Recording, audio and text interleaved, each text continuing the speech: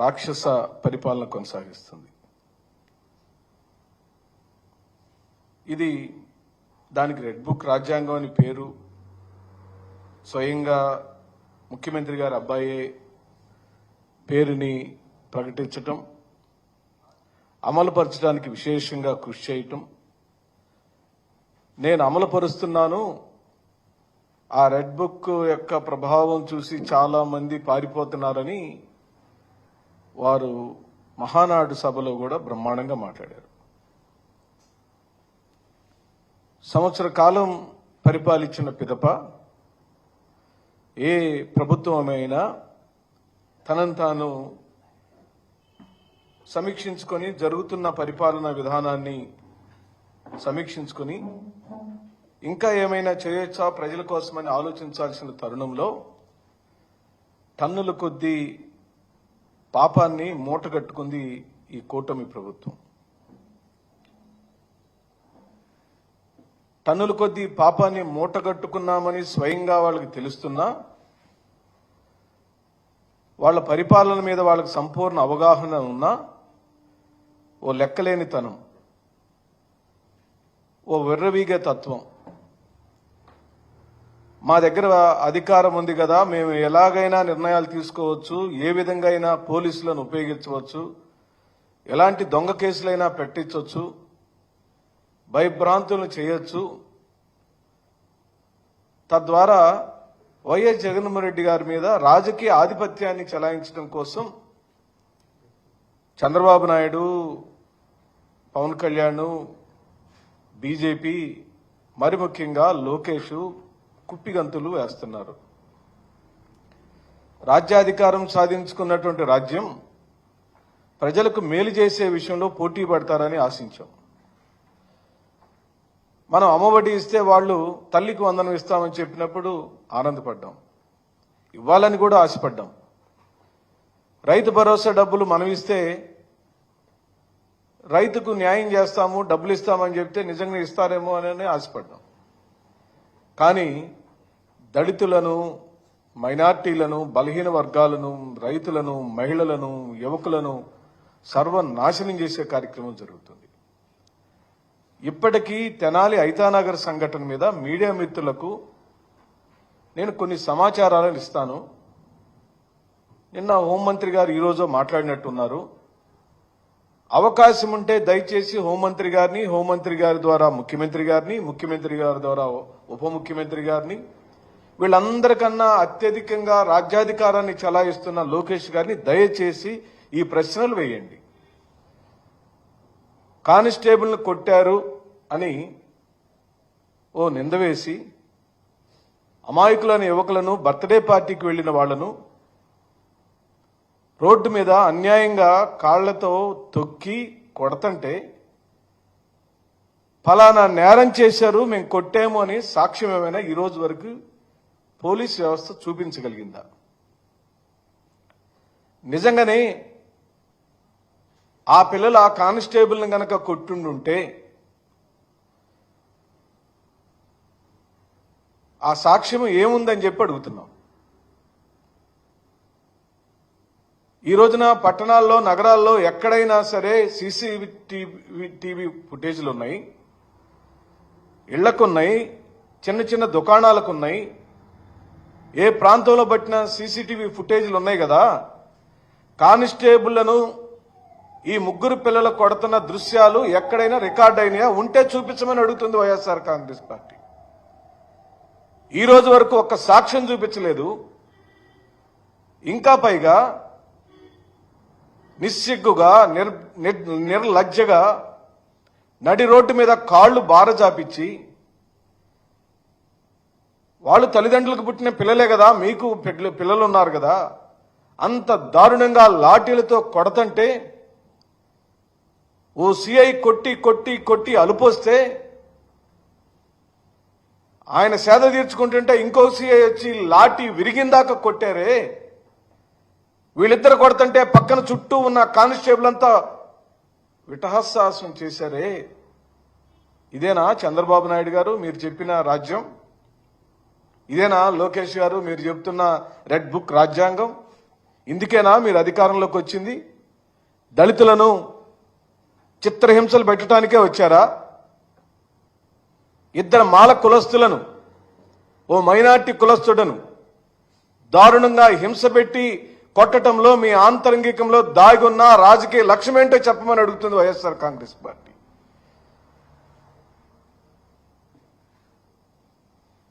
మీ ఉద్దేశం ఏమిటి?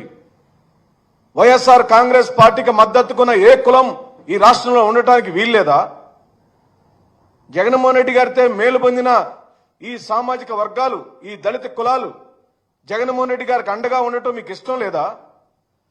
ఇష్టం లేదు కాబట్టి నీ దగ్గర రాజ్యాధికారం ఉంది కాబట్టి ఆ రాజ్యాంగ అధికారాన్ని ఉపయోగించుకొని దళిత మైనార్టీ వర్గాలను బూటుకాళ్లతో తొక్కుతూ లాఠీలతో కొడతావా? కొట్టి ఇంక పైగా దాన్ని సమర్థించుకుంటావా? ఛీ, ఇదేం రాజ్యం అండి? ఇదేనా రాజ్యం? ఇందుకైనా మీకు అధికారం కావాలి? ఎవరు అడిగారు నీ అధికారం? ఏం చేయగలిగావు? 12 నెలల కాలంలో, 360 రోజుల కాలంలో 360 మందిని చిత్రహింసలు పెట్టావు. కానీ 360లో 36 మంచి పనులు చేశావా? ఆ పనులు ఏముంటే చెప్పు. చెప్పటానికి ఒక మంచి పని లేదు. ఒక్కరికొక మేలు చేసిన దాఖలాలు లేవు. నందిగం సురేష్ మీద డబుల్ కేసులు, మీరు నాగార్జున మీద తప్పుడు కేసులు, ఆదిమూలపు సురేష్ మీద కేసులు, మన నందిగం ఎమ్మెల్యే గారు వాళ్ళ తమ్ముడి మీద కేసులు.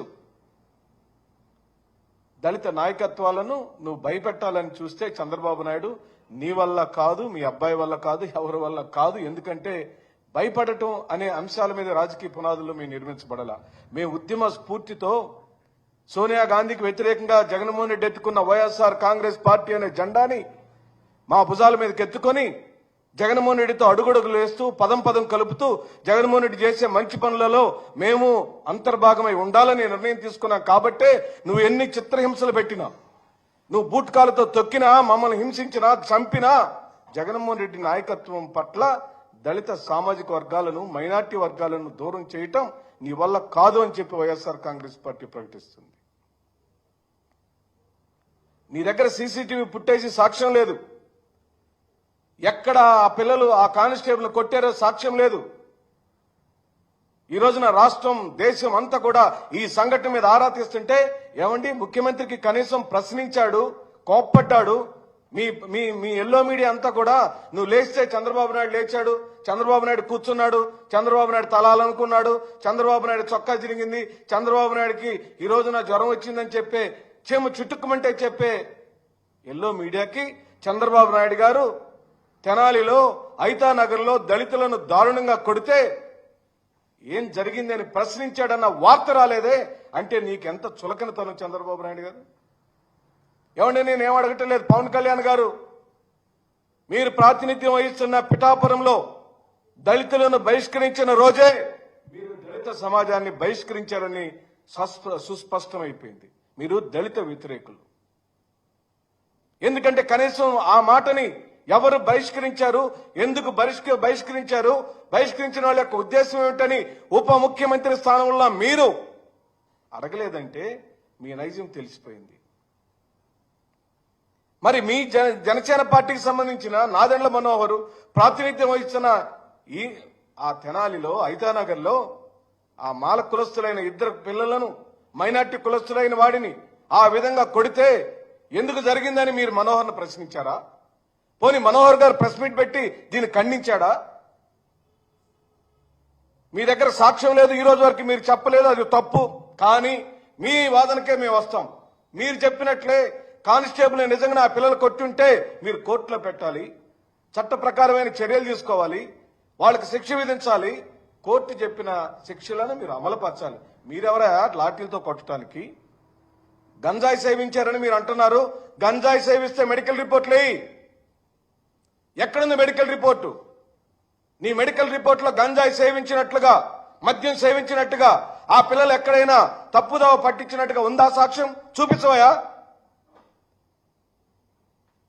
స్నేహితుడు బర్త్డే అని మంగళగిరిలో ఉండే పిల్లగాడు తెనాలికి వెళితే పక్కన ఉన్న స్నేహితుడితో కానిస్టేబుల్ వచ్చి నాకు లంచం ఇవ్వలేదని గొడవ పడుతుంటే ఎందుకు వాడి మీద గొడవ పడుతున్నామని అడిగిన నేరానికి పిల్లల మీద కేసులు పెట్టి అక్రమంగా బనాయించే కార్యక్రమం జరుగుతుంది. ముఖ్యమంత్రి మాట్లాడాడు, ఉప ముఖ్యమంత్రి మాట్లాడాడు, స్వయంగా ఆ నియోజకవర్గానికి ప్రాతినిధ్యం వహిస్తున్న నాదెండ్ల మనోహర్ మాట్లాడాడు. ఈ రోజేమో తగుదనమ్మా అంటూ హోంమంత్రి వచ్చి ఆ కార్యక్రమాన్ని సమర్థించే పని జరుగుతుంది. కులాన్ని అడ్డం పెట్టుకొని నేరస్తులను వదిలేయమని ఎవరు చెప్తున్నారమ్మా మీకు? కులాన్ని అడ్డం పెట్టుకొని ఎవరు ఇష్యూ చేయాలనుకుంటున్నారమ్మా? వాళ్ళు మాలోళ్ళైన మాట నిజం కాదా? మీరు హింసించిన పిల్లలిద్దరు మాలోళ్ళు కాదా? మాల కులస్తులు కాదా? మీరు కింద పెట్టి లాఠీలతో కొట్టిన పిల్లగాడు ముస్లిం పిల్లగాడు కాదా? అంటే మీకు నొప్పి కలగదమ్మా? మీరు దళిత జాతిలో నుంచి హోంమంత్రి స్థాయికి ఎదిగిన మీకు కళ్ళంటే నీళ్లు రావటం లేదా? ఆ తల్లి పడే వేదన కనపడట్లేదా? వాళ్ళ భార్యలు పడే వేదన కనపడట్లేదా? దళిత సామాజిక వర్గానికి జరిగిన తీవ్రమైన అన్యాయాన్ని కనపడట్లేదమ్మా హోంమంత్రి గారు? ఎవరు చెప్పారమ్మా కులవాదాన్ని? వాళ్ళు మాల కులస్తులైంది నిజం, దళిత జాతుల్లో పుట్టింది నిజం, దళితుల మీద దాడి జరిగిన మాట నిజం. ఆ జరిగిన దాడిని లేవనెత్తి వెలుగెత్తి చాటే బాధ్యత వైఎస్ జగన్మోహన్ రెడ్డి మీద ఉంది అనే మాట నిజం. మాట్లాడి తీరాల్సిందే. ఏం జగన్మోహన్ రెడ్డి గారు అయితే నాకు రాకూడదా? దళితులను పరామర్శించకూడదా? నందిగం సురేష్ జైల్లో ఉంటే వెళ్ళాడు, పిన్నెల్లి రామకృష్ణారెడ్డి జైల్లో ఉంటే వెళ్ళాడు. ఈరోజు ఐదానగర్లో మాల కులస్తులు నిలువున సిలువ వేయబడితే వాళ్ళ పరామర్శించడానికి వెళ్తాడు. ఆయనే వైఎస్ జగన్మోహన్ రెడ్డి. కష్టం ఎక్కడుంటే అక్కడే ఉంటాడు, బాధ ఎక్కడుంటే అక్కడే ఉంటాడు, అన్యాయం ఎక్కడ జరిగితే గొంతెత్తి మాట్లాడతాడు కాబట్టి ఆయన మాకు ఇష్టం. నువ్వు మాట్లాడు నోళ్ల పక్షాన్ని ఉన్నావమ్మా అనిత గారు. హోంమంత్రి అంటే తెలుగుదేశం పార్టీ అధికార ప్రతినిధి కాదమ్మా. మీరు ఆంధ్ర రాష్ట్రానికి హోంమంత్రి.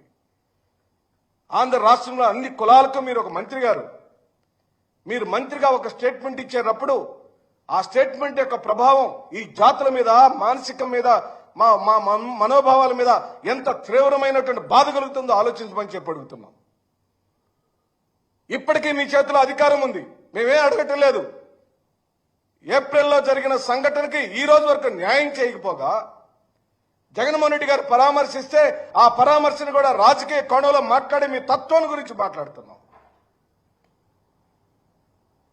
మిమ్మల్ని న్యాయస్థానాలకు ఈడుస్తాం, మిమ్మల్ని వదిలిపెట్టే ప్రసక్తి లేదు. చట్ట రీత్యా పోలీసులు ఎవరెవరైతే ఈ కార్యక్రమాలు ఇన్వాల్వ్ అయ్యారో ఎంత దారుణం అండి. నిన్న 3 పిల్లలను రోడ్ల మీద కాళ్లు బారజాపించి లాఠీలతో చితక్కొట్టి దారుణంగా హింస పెడితే నువ్వు వచ్చి ఈ రోజున వాళ్ళు గంజాయి మత్తులో ఉన్నారు, పోలీసులు కొట్టారంటున్నారా? గంజాయి మత్తులో ఉంటే హోమ్ మినిస్టర్ గారు మేము అడుగుతున్నాం, గంజాయి మత్తులో ఉన్నారని మెడికల్ రిపోర్ట్ మీరు చెప్పాలి. ఇప్పుడు వాళ్ళ బాడీలో గంజాయి ఉందని మెడికల్ రిపోర్ట్లో సాక్ష్యాధారాలు మీరు చూపించాలి. వాళ్ళ మీద నిజంగానే రౌడీ షీట్ ఉంటే ఏ పోలీస్ స్టేషన్ లో రౌడీ షీట్ ఉంది, ఏ సంవత్సరంలో రౌడీ షీట్ ఓపెన్ చేశారో పూర్తి వివరాలు ప్రకటించండి. సంబత్ సమాజానికి మీరు చెప్పండి. మీ పక్కన కుడివైపునేమో డీజీపీ ఉన్నాడు, ఎడమవైపు ఎవరున్నారో నాకు తెలియదు. ఒక హోంమంత్రి గారు, ఒక డీజీపీ కూర్చొని ఒక ప్రెస్ మీట్ చేసేటప్పుడు అమాయకులైన దళితుల మీద అక్రమ కేసులు బనాయించి వాళ్ళు గంజాయి మత్తులో ఉన్నారు, రౌడీ షీటర్లు అని చెప్తే సిగ్గుపడుతున్నావమ్మా. అమ్మా హోంమంత్రి గారు, జగన్మోహన్ రెడ్డి గారు ప్రారంభించిన రాజకీయ సామాజిక సంస్కరణల నుంచే నువ్వు పుట్టావు. జగన్మోహన్ రెడ్డి గారు తీసుకొచ్చిన సామాజిక న్యాయం అనే సంస్కరణలో నుంచే సుచరితతో మొదలైంది, తానేటి వనిత గారితో కొనసాగింది, ఇప్పుడు మీ దాకా వచ్చిందంటే అది కేవలం కులం వల్లే వచ్చిందమ్మా. నువ్వు దళిత సమాజంలో పుట్టడబట్టే వచ్చిందమ్మా. నువ్వు మౌనంగా ఉన్నా మేము ఆనందపడేవాడం. కానీ ఈ రోజున ఆ క్రూరమైన మృగాలకు అండగా, క్రూరమైన మృగాలకు దండగా మాట్లాడుతున్నావు. మీరు సజ్జల రామకృష్ణారెడ్డి గురించి మాట్లాడారు. పోలీస్ వ్యవస్థ అంతా వారి చేతిలోనే ఉందన్నారు. మీరు ఇప్పుడు ఎవరి చేతిలో ఉన్నారమ్మా? నేనేం అడగట్లేదు. ఒక కానిస్టేబుల్ మీరు ట్రాన్స్ఫర్ చేయగలుగుతారా? ఒక ఎస్ఐని మీరు ట్రాన్స్ఫర్ చేయగలుగుతారా హోమ్ మినిస్టర్ గారి స్థాయిలో? ఒక సీఐని ట్రాన్స్ఫర్ చేయగలుగుతారా? కనీసం కోప్పడగలుగుతారా? మీరు ఈ పని ఎందుకు చేశారని ఎవరైనా అడిగారా? మీరు అడిగినట్టు ఎక్కడైనా వార్త వచ్చిందా? మీరు వచ్చి ప్రెస్ మీట్ పెట్టి నీ తోటి కులస్తులైన మాల సామాజిక వర్గానికి సంబంధించిన వాళ్లను నడి రోడ్డు మీద నీ పోలీసులు అరికాళ్ల మీద కొట్టి కొట్టి చంపుతుంటే మీరు చెప్పుండాల్సిందమ్మా. అలా కొట్టకూడదు, అది తప్పు, చట్టాలను ఉల్లంఘించటం, వారి మీద చట్ట ప్రకారమైన చర్యలు తీసుకొని ఉండాల్సింది నా పోలీసులని ఆ శాఖ హోంమంత్రి అయిన మీరు చెప్పుంటే సభ్య సమాజం నమ్ముండేది. కానీ మీరు తెలుగుదేశం పార్టీ అధికార ప్రతినిధి హోదాలో ఉన్నట్టుగా మాట్లాడారు. కానీ మేము ఇప్పటికీ ఈ రాష్ట్రానికి ముఖ్యమంత్రిగా చంద్రబాబు నాయుడిని, ఉప ముఖ్యమంత్రిగా పవన్ కళ్యాణ్, హోంమంత్రిగా అనిత గారిని, వీళ్ళందరికీ సైలెంట్ బాస్ అయిన లోకేష్ గారిని డిమాండ్ చేస్తున్నాం. మీరు నిజాలు చెప్పాలి. కానిస్టేబుల్ ఎక్కడ కొట్టారు, ఎన్ని గంటలకు కొట్టారు, ఎవరెవరు కొట్టారు, కొడితే వాటి వివరాలు, ఫోటోలు లేదా వీడియో క్లిప్పింగ్స్ ఈ సమాజానికి చూపించాలి. అలాగనే గంజాయి మత్తులో ఉన్నారన్న మీ స్టేట్మెంట్కి మీరు కట్టుబడి వారు గంజాయి మత్తులో ఉన్నారని మెడికల్ రిపోర్ట్స్ వస్తే ఆ మెడికల్ రిపోర్ట్లు వెంటనే ఈ సమాజానికి చెప్పాలి. వారి మీద రౌడీ షీట్లు ఉంటే ఆ పిల్లల మీద రౌడీ షీట్లు ఏ సంవత్సరంలో బనాయించబడింది, కొత్తగా పెట్టారా, పాత రౌడీ షీట్లు ఉన్నాయా, ఇప్పుడే రౌడీ షీట్లు పెట్టారా, ఆ రౌడీ షీట్ల వివరాలన్నీ వెంటనే ఈ సమాజానికి మీరు చెప్పాలి. ఈ 3 అంశాలలో రాజీ పడే ప్రసక్తి లేదు. జగన్మోహన్ రెడ్డి గారు రేపు ఐతనగర్ వస్తాడు, తెనాలి పర్యటిస్తాడు, మీ బండారం మొత్తం బట్ట బయలవుతుంది, మా కోసం పోరాడి తీరుతాడు. మీ నాయకులకు ఎవరికి సిగ్గులేదు. తెలుగుదేశం పార్టీ మంత్రులకు, ఎమ్మెల్యేలకు, ఎంపీలకు, కేంద్ర మంత్రులకు ఒక్కరికి కూడా సిగ్గు శరం లేదు. ఈ సమాజంలోని పేదవాళ్ళు, దళితులు, బలహీన వర్గాలు మీరు ఇస్తామన్న, అమలు చేస్తామన్న పథకాలు ఇవ్వక అన్యాయంగా కుమిలిపోతుంటే ఈ రోజున రోడ్డు మీద పెట్టి దారుణంగా లాఠీలతో కొడితే ఒక్కడ మాట్లాడిన పాపం. ఈ ఉసురు, మా కన్నీటి బొట్లు, మా పాదాల్లోంచి కారిన రక్తం రేపు మీకు యమపాసం అవుతుంది. మాలా మాదిగ పల్లెల్లో, ఎస్సీ కాలనీల్లో, ఎస్టీ కాలనీలో, బీసీ కాలనీలలో తెలుగుదేశం పార్టీకి ఓట్లేమని ఎవరు వచ్చి అడిగినా తెనాలి ఐతానగర్లో కారు బారుగాపి దళితులను, మైనార్టీలను కొట్టినప్పుడు నువ్వెందుకు మాట్లాడలేదని ప్రజాప్రతినిధులు ఖచ్చితంగా అడిగే తీరుతాం. వైఎస్ఆర్ కాంగ్రెస్ పార్టీ ఎస్సీ విభాగం పెద్ద ఎత్తున దీని మీద ఉద్యమం చేపట్టింది. మీ అంతు చూస్తుంది అని చెబుతూ సెలవు తీసుకుంటున్నాం.